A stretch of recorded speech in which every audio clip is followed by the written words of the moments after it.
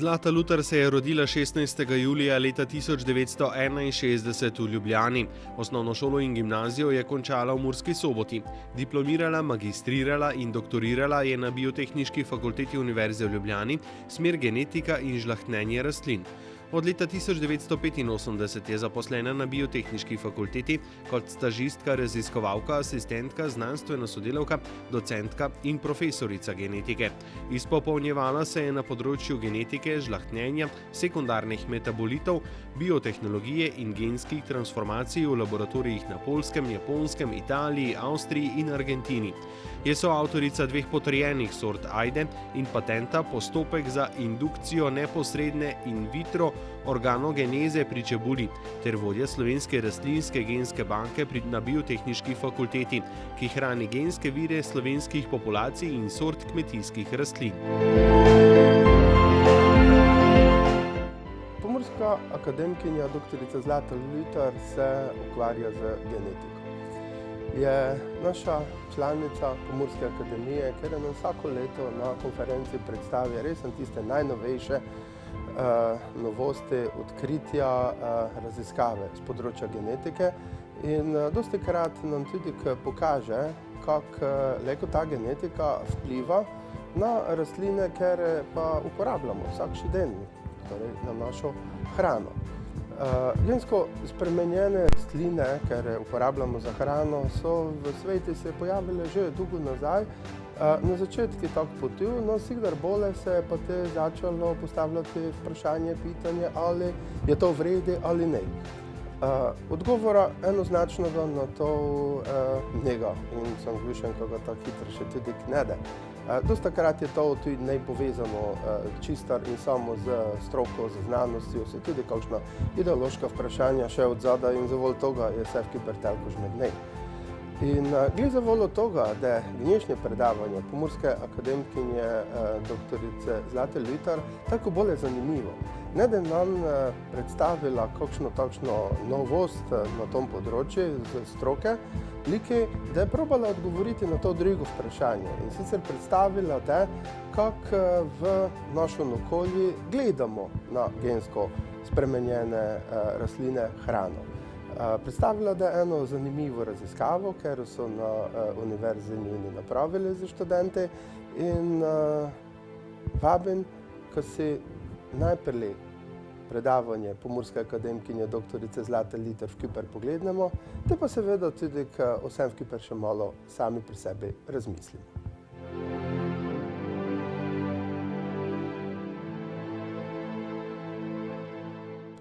Znanost in tehnološke inovacije so veliko pripomogle k kakovosti človeškega življenja. Nekatere tehnologije so se vključile v vsakdanje življenje z veliko sprejemljivostjo strani javnosti, medtem ko so druge naletele na odpor in dvome.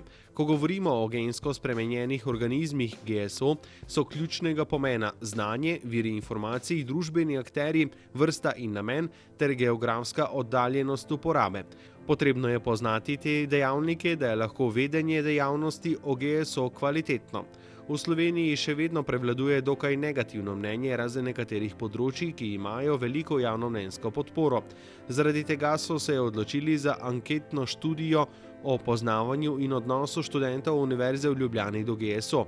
Ugotovili so, da študentje naravoslovja bolje poznajo GSO kot študentje družboslovja in da pridobivajo informacije o GSO v šoli, medtem ko študentje družboslovja pridobivajo predvsem informacije preko interneta, ki navaja tudi nepreverjene in nerecenzirane podatke. Oboji pa si želijo več znanja in preverjenih informacij od profesorjev in raziskovalcev.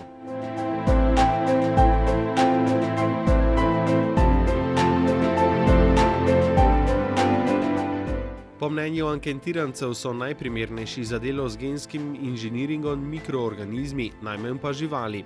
Največjo podporo so izkazali uporabe GS živali v medicinske namene. Najbolj pa so nasprotovali gojenju GS živali za prehrano. Študentje pridobijo največ informacij o GSO v šoli, sledi internet, nato televizija. Najbolj zaupajo informacijam podanih od profesorjev in raziskovalcev, ne zaupajo pa medijem, si pa želijo pridobiti več preverjenih informacij s pomočjo predavanj strokovnjakov. Raziskovalci in znanstveniki imajo pomembno nalogo pri zagotavljanju učinkovite komunikacije, zato se morajo pogosteje vključevati v javne razprave z obveščanjem o novostih, koristih in tudi tveganjih, ter tako javnosti omogočiti objektivno informiranost in izbiro.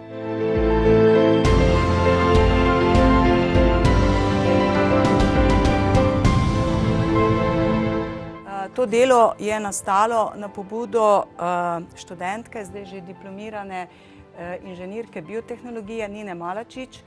V času študija se je odločila, da po enih 2 pregovarjanjih ne bo delala v laboratoriju, da ne bo zaključila svojo nalogo v laboratoriju, ampak da bo opravila anketo. Zelo strogo se je tudi opredelila samo na študente, ker smo nekako pričakovali, da bomo šli na javnomnenjsko raziskavo. No, in je rekla, ne, bomo ostali na študentski populaciji, in kar mislim, da je bila kar dobra odločitev, da smo dobili vsaj na tem področju v novejšem obdobju ene izsledke, kakšno je mnenje študentov, predvsem naravoslovja in družboslovja. Hoteli smo tudi ugotoviti neko povezavo oziroma mogoče neka različna razmišljanja, ki se pojavljajo pri eni in drugi skupini študentov. Poskušala bom skozi teh 5 poglavjih, podpoglavjih preiti to raziskavo. Zdaj, kaj v bistvu gensko spremenjeni organizem je? To je v bistvu razen človeka, so vsi živi organizmi. Pomembno pa je to, da nastajajo na način, ki v naravi ni prisoten, se pravi s križanjem oziroma z naravno rekombinacijo. Poudarila bi še to, da na tem področju tako dela, kot tudi, če se nam taka zadeva pojavi mogoče na policah, je zakon zelo strog. Vsi tisti, ki se ukvarjamo s tem, smo tudi zavedeni na Ministrstvo za okolje in prostor. Tudi vsa dela, ki danes tečejo pač v Sloveniji, so zavedena. In tudi tisto, kar bi naj prišlo oziroma karkoli se kjerkoli pojavlja, bi naj nekje bilo zavedeno oziroma evidentirano. Zdaj, zakon, če mogoče pridem naprej, govori o 4 varnostnih razredih dela na tem področju. Prvi varnostni razred so organizmi, ki bi jim lahko rekli, da so oslabljeni, nimajo nekega patogenega vpliva na tistega, ki se z njimi ukvarja, z njimi dela. Tako da bi mogoče tukaj zakon lahko nas prešel oziroma nas ne bi vključeval. Ravno tako drugi varnostni razred, če slučajno pride do kolonizacije, do okužbe, obstajajo zdravila, ki pač po terapiji nimamo nobenih posledic. In v teh 2 razredih se v Sloveniji dela. Medtem ko tretji varnostni razred so organizmi, ki nas okužijo, za njih obstajajo zdravila, nam lahko določene posledice pač pustijo, ni nujno. Četrti varnostni razred so pa organizmi, za katere zaenkrat ne poznamo zdravila, in se v naših laboratorijih v bistvu sploh ne dela, se dela v skafandrih, v posebnih komorah z njimi. To so antraks, ebola in tudi drugi patogeni, ki se občasno pojavljajo kot epidemije v svetu. Zdaj, kaj je tisto ključni dejavniki, ki vplivajo na oblikovanje nekega mnenja o gensko spremenjenih organizmih? Lahko bi jih razvrstili v te alineje, to je znanje, se pravi, koliko mi obvladujemo, koliko vemo o tem, potem viri informacij, odkje to znanje črpamo, družbeni akterji, vrsta gensko spremenjenega organizma, namen uporabe in pa seveda geografska oddaljenost. Ali se ta stvar goji oziroma se prodaja nekje daleč od nas, recimo, ne vem, če primerjamo Slovenijo pa ostali svet, ali se pa to v naši neposredni bližini dogaja. No, nekje smo namen oziroma naše hipoteze postavili tako, da je poznavanje in sprejemljivost gensko spremenjenih organizmov med študenti verjetno kar na višjem nivoju. Potem vpliv vrste GSO vpliva na neko presojo oziroma njihovo mnenje. Potem razlike v dojemanju med študenti naravoslovja in družboslovja, pa primerjava potem rezultatov s preteklim obdobjem. Imeli smo nekaj vprašanj znotraj naše ankete, ki so bila enaka, ki so bila že v anketah pred mogoče 6-10 leti. Postavili smo si 3 hipoteze, da študentje naravoslovnih ved bolj poznajo gensko spremenjene organizme kot študentje družboslovja. Študentje, ki imajo manj znanja o tem, si želijo več informacij z tega področja in pa da je stopnja sprejemanja se razlikuje glede na vrsto gensko spremenjenega organizma in pa predvsem namen uporabe. Anketni vprašalnik smo sestavili z 28 vprašanji. Opravljeno je bilo terensko anketiranje, to se pravi osebni obisk, ki ga je Nina izvedla na Biotehniški fakulteti, Fakulteti za družbene vede in filozofski v Ljubljani. Dobili smo 280 rešenih anket, 144 naravoslovcev je odgovorilo in 136 družboslovcev. Podatke smo vnesli v Excel in jih potem pretransformirali, vnesli v SPSS, kjer smo jih tudi obdelali. Zdaj mogoče na kratko samo nekaj sociodemografskih značilnostih. V naši populaciji je bilo 74% študentk in 26% študentov. Starost je bila med 21 in 28 leti. Največji odstotek 22 je bil 21-22 let, potem najnižje 24 in več, kar si seveda tudi želimo, ampak vseeno vidimo, pojavljajo se tudi do 28 let študentje. In pa zajetost 51% je bilo študentov iz Biotehniške fakultete in pa iz družboslovne, filozofske in fakultete za družbene vede 49. 48% anketirancev oziroma študentov je prihajalo iz vasi, ostalo je pa pač veliko mesto, 24 in majhna mesta. Pač to veliko mesto je tudi v Sloveniji, lahko rečemo, da je majhno. Potem znanje, se pravi razumevanje pojma gensko spremenjeni organizem.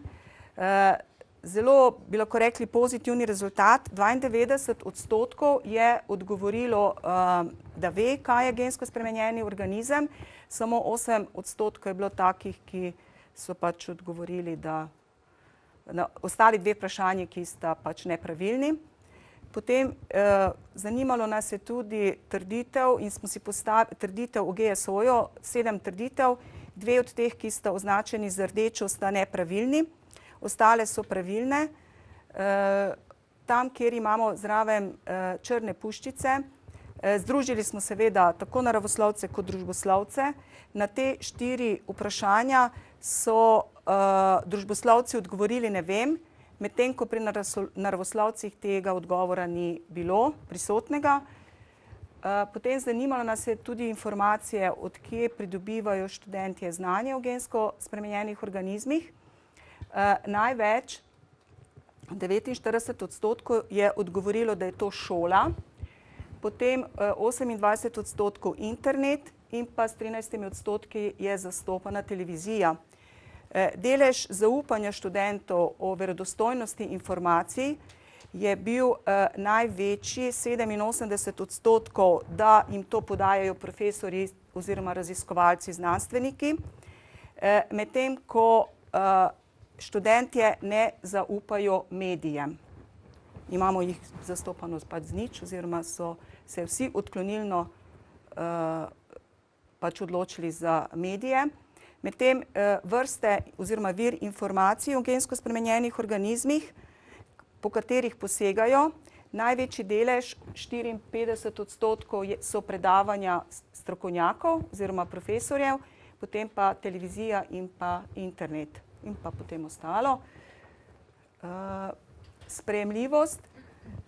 Najprimernejši organizmi po njihovem mnenju za delo z genskim inženiringom so mikroorganizmi, medtem ko živali so v najmanjšem odstotku oziroma samo en anketiran se je odločil za živali.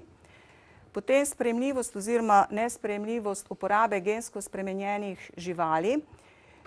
Vidimo, da v primerih, ko govorimo o prehrani, da jih pač gojimo v gensko spremenjene živali za prehrano, so se študentje pač odločali za 53%, da to ne podpirajo.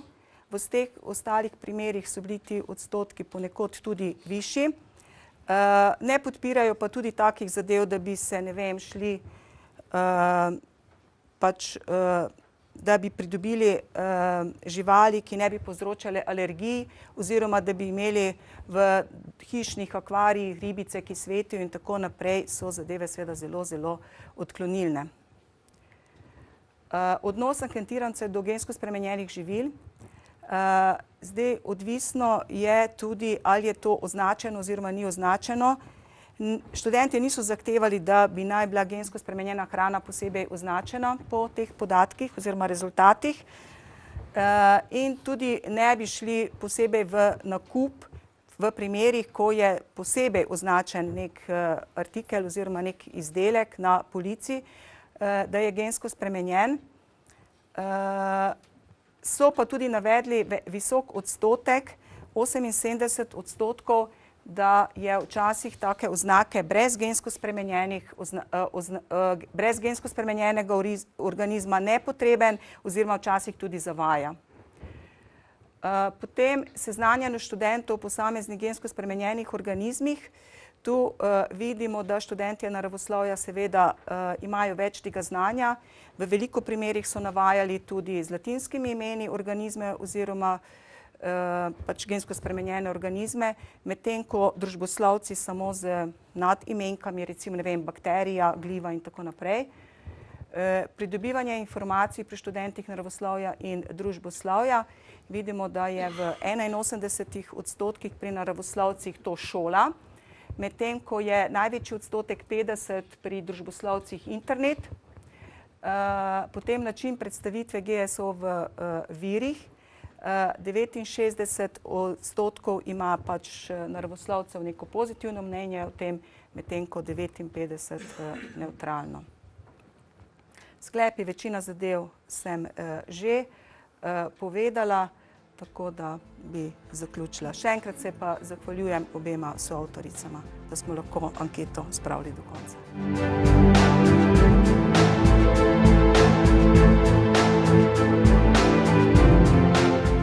Postopki odobritve in delo z GSO v Evropi in tudi v Sloveniji so zelo strogi in regulirani z zakonom. Nadzor dela v Sloveniji je dosleden in se opravlja na vsake 2 do 3 leta s temeljitim inšpekcijskim pregledom strani Ministrstva za okolje in prostor. Izvajalec mora za vsako delo z GSO voditi obratovalne in avtoklavirne dnevnike, iz katerih je razvidna sledljivost in uničenje GSO po končanem delu.